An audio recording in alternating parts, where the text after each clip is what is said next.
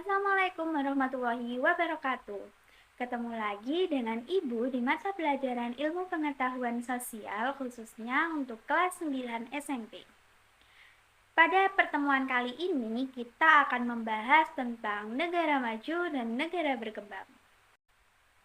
Jadi poin yang akan kita bahas pada pertemuan kali ini yaitu mengenai perbedaan negara maju dan negara berkembang.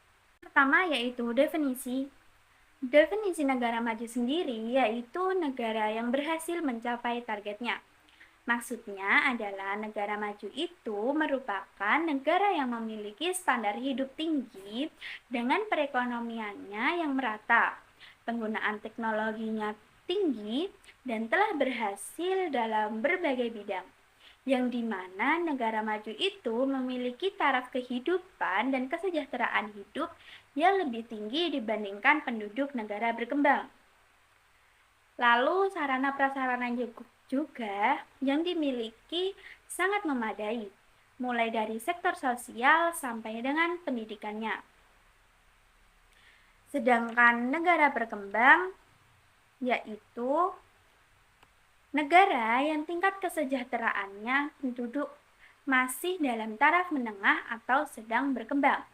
Maksudnya yaitu negara berkembang merupakan negara yang berpendapatan rata-rata relatif rendah, indeks perkembangan manusia tercatat di bawah standar normal global, dan infrastrukturnya yang masih relatif berkembang atau belum maksimal. Yang kedua yaitu pendidikan dan kesehatan. Pendidikan dan kesehatan di negara maju, yang pertama, tingkat pendidikannya cukup tinggi dan kesempatan lapangan kerja lebih luas dan lebih baik. Dapat dikatakan pendidikan cukup tinggi itu karena apa sih? Jadi, alasannya yaitu 1. Hampir seluruh penduduk bisa membaca dan menulis. Yang kedua, pemerintah mampu memberikan jaminan pendidikan dasar gratis kepada seluruh masyarakat. Yang ketiga yaitu negara maju biasanya menerapkan sistem pembelajaran dengan berpusat pada minat dan bakat siswa. Yang keempat, fasilitas pendidikan di negara maju juga tersedia lengkap.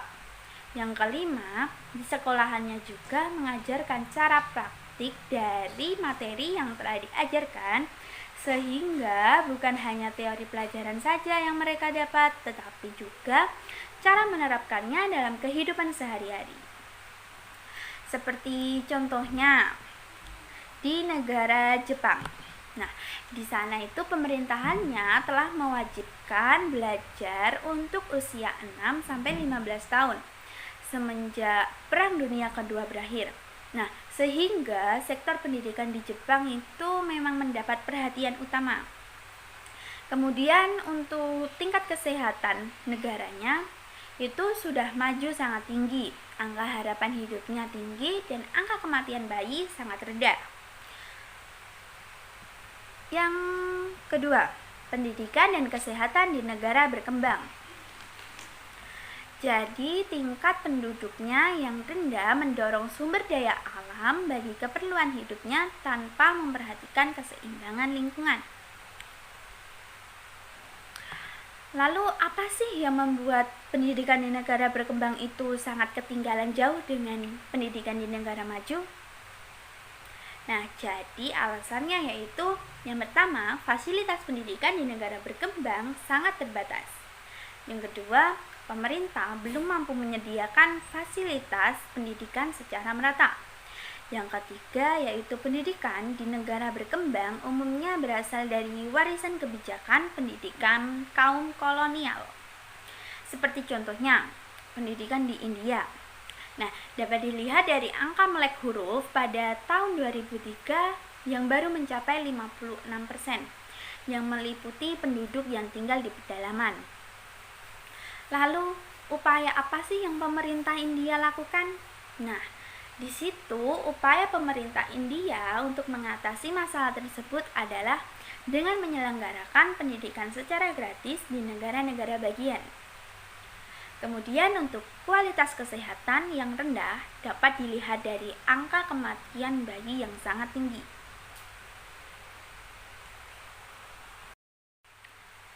Nah, untuk poin ketiga, kita akan membahas tentang pendapatan negara.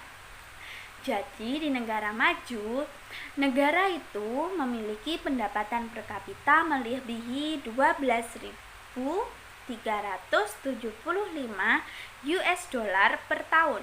Sedangkan di negara berkembang memiliki pendapatan per kapita itu rendah, yang diukur berdasarkan jumlah pendapatan per kapita di bawah 975 US dollar per tahun. Kemudian yang terakhir, kita akan membahas tentang perindustrian di negara maju dan negara berkembang. Nah, di negara maju sendiri, sektor industrinya dapat berkembang pesat, tetapi sumber daya alam yang dimiliki sangat terbatas.